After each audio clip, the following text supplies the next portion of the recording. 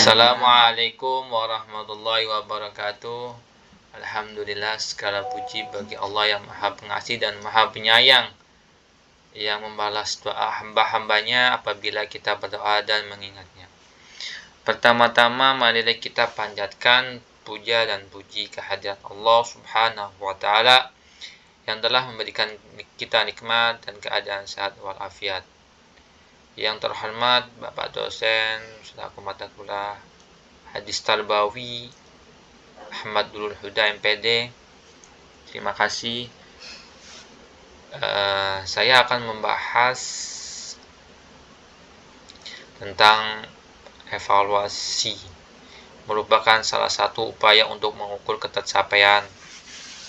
Jika di dalamnya terdapat banyak kekurangan, maka ditambahkan dan dilengkapi agar kedepannya tidak terulang. Evaluasi ini menjadi sangat penting untuk dilakukan. Maka dari itu ada 3 poin dalam evaluasi ini untuk kita terapkan dan kita pelajari.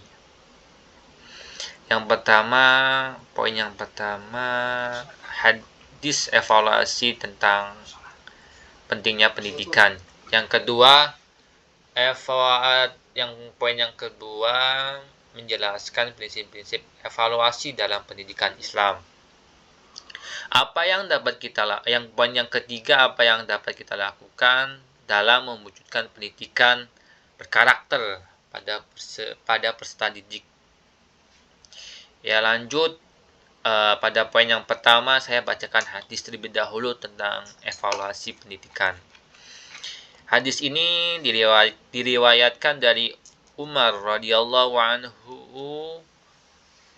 qala bainama nahnu julusun inda Rasulillah sallallahu alaihi wasallam dzatal yaumi ittala'a alaina rajulun sadidun bayadis sayabi shadidun sawadis sa'ari la yura alaihi atharus safari wa la ya'rifuhu minna ahad hatta jalasa ila nabi sallallahu alaihi wasallam fa asnada rukbatayhi ila rukbatayhi wa wada'a kaffayhi ala fakhidayhi wa qala ya Muhammad akhbirni anil islami faqala Rasulullah sallallahu alaihi wasallam al-islamu an tashhada an la ilaha illallah wa anna Muhammadar Rasulullah wa tuqimus salata wa tu'tiyaz zakata wa tasuma ramadana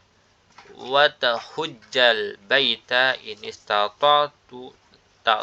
ilaihi sab'an qala sadaqta fa ajibna lahu yas'aluhu wa yusaddiquhu qala fa akhbirni an imani qala an tu'mina billahi wa malaikatihi wa kutubihi wa rusuli wal yaumil akhir wa tu'mina bil qadari khairihi wa syahrihi qala sadaqta qala fa akhbirni an al-ihsani qala an ta'badallah ka'anna tarahu fa inna lam takun tarahu fa innahu yaraka qala fa akhbirni an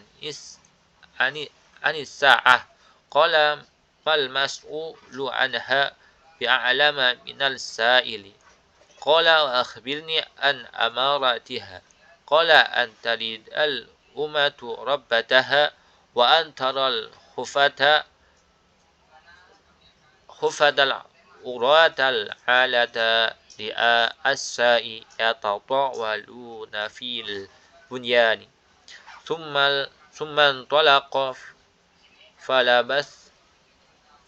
falabistu maliya thumma qala ya Umar adadri masaili qultu Allah wa Rasulullah a'lama qala fa innahu Jibril wa atakum yu'allimukum dinakum, yang artinya dari Umar radhiyallahu anhu juga berkata, ketika kamu duduk di sisi Rasulullah sallallahu alaihi wasallam, Suatu hari tiba-tiba datanglah seorang laki-laki yang mengenakan baju sangat putih dan berambut sangat hitam. Tidak tampak padanya bekas-bekas perjalanan jauh dan tidak ada seorang pun di antara kami yang mengenalnya. Hingga kemudian dia duduk di hadapan Nabi lalu menempelkan kedua lututnya kepada Rasulullah Shallallahu Alaihi Wasallam. Seraya berkata, "Ya Muhammad, beritahukan aku tentang Islam." Maka bersabdalah Rasulullah Shallallahu Alaihi Wasallam, Islam adalah engkau bersaksi bahwa tiada Tuhan yang disembah selain Allah dan bahwa Nabi Muhammad adalah utusan Allah. Engkau mendirikan sholat, menunaikan zakat, puasa, dan pergi haji bagi yang mampu. Kemudian dia berkata, Anda benar, kami semua heran. Dan yang bertanya dia pula membenarkan. Kemudian bertanya lagi, beritahulah aku tentang iman. Lalu beliau bersabda, engkau beriman kepada Allah, malaikat-malaikatnya, kitab-kitabnya, rasul-rasulnya, dan hari akhir, dan engkau beriman kepada takdir yang baik maupun yang buruk. Kemudian berkata, Anda benar. Kemudian dia berkata lagi, beritahulah aku tentang ihsan. Lalu beliau bersabda, ihsan adalah engkau beribadah dengan Allah seakan-akan engkau melihatnya. Jika engkau tidak melihatnya, maka dia melihat engkau. Kemudian dia berkata, beritahulah aku tentang hari kiamat. Kapan kejadiannya? Beliau bersabda, yang ditanya tidak lebih tahu dari yang bertanya. Dia berkata, beritahukan aku tentang tanda-tandanya. Beliau bersabda, jika seorang hamba melahirkan tuanya, dan jika engkau melihat seorang bertelanjang kaki dan dada, miskin, lagi pengembala domba, kemudian berlomba-lomba meninggikan bangunannya. Kemudian orang itu berlalu dan aku berdiam sebentar. Kemudian Rasulullah Shallallahu Alaihi Wasallam bertanya, tahukah engkau siapa yang bertanya? Aku berkata, Allah dan Rasulnya lebih mengetahui. Beliau bersabda, dia adalah Jibril yang datang kepada kalian untuk bermaksud mengajarkan agama kalian. Riwayat Muslim. Penjelasan hadis dari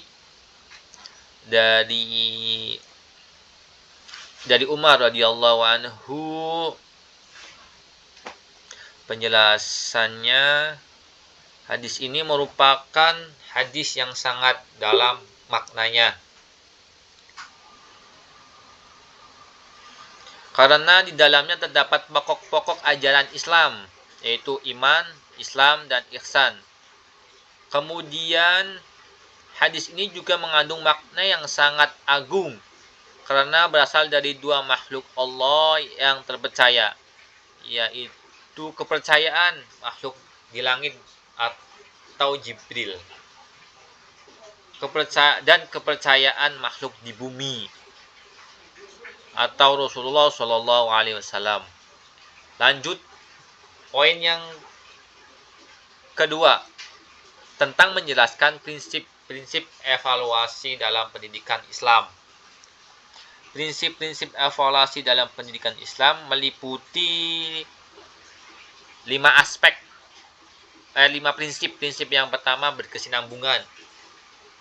Yang kedua prinsip menyeluruh. Ketiga prinsip objektivitas. Yang keempat prinsip validitas. Prinsip yang kelima prinsip reliabilitas.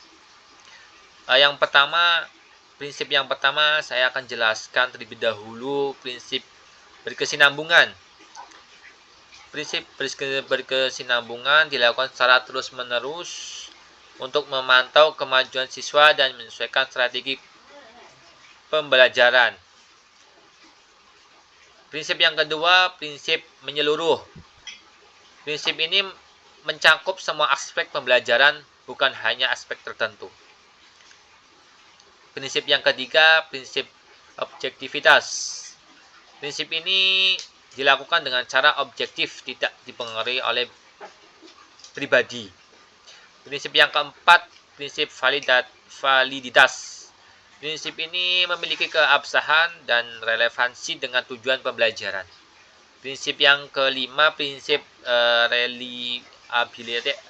reliabilitas. Prinsip ini harus konsisten dan dapat diulang untuk memastikan keakuratan. Lanjut, poin yang ketiga, poin C. Poin C untuk mewujudkan pendidikan berkarakter pada peserta didik di sekolahan. Dan ada juga beberapa langkah-langkah yang harus kita lakukan. Langkah-langkah yang pertama, mengajarkan nilai-nilai moral. Guru harus mengajarkan nilai-nilai moral seperti kasih sayang, keteladanan, dan moralitas kepada peserta didik. Mengajarkan nilai-nilai moral menggunakan contoh yang baik. Guru harus menunjukkan contoh yang baik dalam perilaku, tindakan untuk diikuti oleh peserta didik. Dan nilai yang kedua, membiasakan dan dilatih secara konsisten dalam proses pembelajaran. Nilai-nilai yang membiasakan menggunakan metode aktif belajar. Metode pembelajaran yang aktif seperti berbagi cerita, membuat aturan bersama, dan meminta pendapat siswa dapat membantu dalam pembentukan karakter.